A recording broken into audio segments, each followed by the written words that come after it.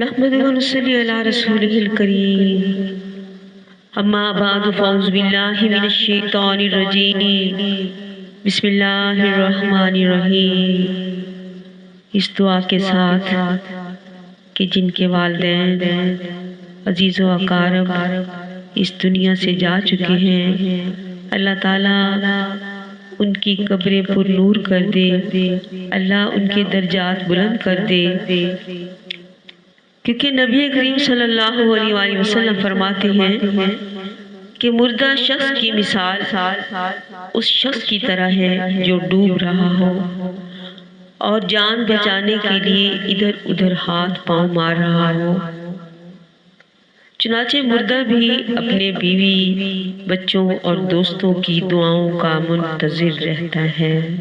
کیونکہ ان زندہ لوگوں کی دعائیں نور کے پہاڑوں کی طرح مردوں تک پہنچتی ہیں۔ اور فرمایا کہ دعاؤں کو نورانی تشتوں میں رکھ کر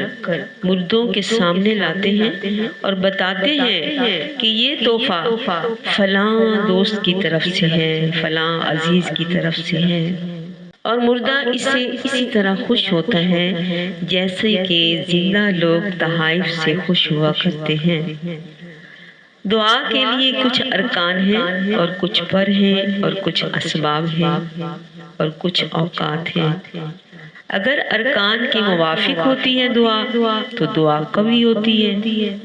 اور پروں کے موافق ہوتی ہے تو آسمان پر اڑ جاتی ہے، اور اگر اپنے اوقات کے موافق ہوتی ہے دعا تو فائز ہوتی ہے، اور اسباب کے موافق ہوتی ہے تو کامیاب ہوتی ہے۔ دعا کے ارکان حضور قلب، رقت، عاجزی، خشوع اور اللہ کے ساتھ قلبی تعلق ہے، اور اس کے پر صدق ہے،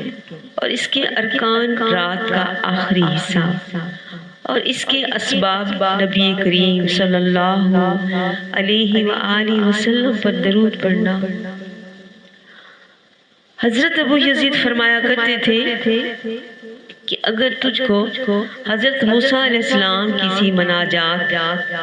اور حضرت عیسیٰ علیہ السلام کی سی روحانیت اور حضرت ابراہیم علیہ السلام کی سی خلت عنایت فرماوے تو اور اس سے زیادہ طلب کر، اس لیے کہ اس کے پاس کچھ کمی نہیں، ان مراتب سے 100 گنا زیادہ اس کے پاس موجود ہے۔ ابراہیم بن ادم سے کسی نے پوچھا کہ یہ تو فرمائیے کہ ہم لوگوں کی دعا قبول کیوں نہیں ہوتی؟ اور اللہ تعالیٰ فرماتا ہے ادعونی استجب لکم، ادعونی استجب لکم۔ آپ نے فرمایا کہ یہ وجہ ہے کہ تمہارے دل مردہ ہیں۔ پوچھا کہ ان کے مردہ ہونے کی کیا وجہ ہے؟ جواب میں فرمایا کہ 8 آتے ہیں۔ اول یہ کہ اللہ کا حق معلوم کر کے اس کو بجا نہ لانا، 2 قرآن کو پڑھا اور اس پر عمل نہ کیا، سوم دعویٰ محبت رسول خدا کا کیا اور اس کے طریق کے موافق عمل نہ کیا، 4 موت کا خوف کیا اور اس کے لیے سامان نہ کیا، 5 حکم الہی یوں تھا کہ شیطان کو دشمن جانو، جیسا کہ فرمایا کہ ان الشیطان لکم عدو فاتخذوہ عدوا، مگر تم نے مصیبت میں اس سے یاری کر لی۔ 6 نمبر پہ دعویٰ خوف و دوزخ کا کیا مگر اپنے بدنوں کو اس میں جھونک دیا۔ 7 نمبر پہ جنت کو دل سے چاہتے رہے، جنت کی خواہش تو کرتے رہے مگر اس کے لیے کوئی کام نہ کیا۔ 6 نمبر پہ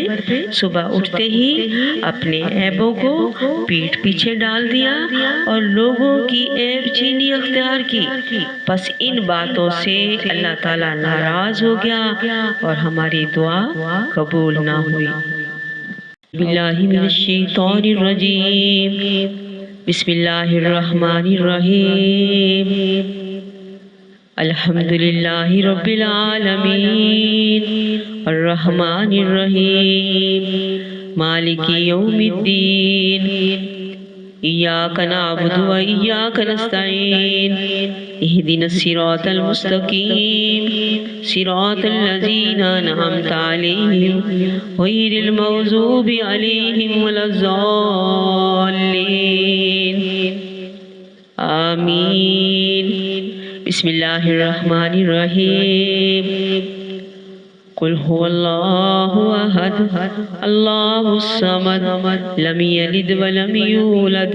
ولم يكن له كفوا أحد بسم الله الرحمن الرحيم قل هو الله أحد الله الصمد لم يلد ولم يولد ولم يكن له كفوا أحد بسم الله الرحمن الرحيم قل هو الله أحد الله الصمد لم يلد ولم يولد ولم يكن له كفوا أحد اللهم صل على محمد وعلى آل محمد كما صليت على إبراهيم وعلى آل إبراهيم إنك حميد مجيد اللهم بارك على محمد وعلى آل محمد كما باركت على إبراهيم وعلى آل إبراهيم إنك حميد مجيد ربنا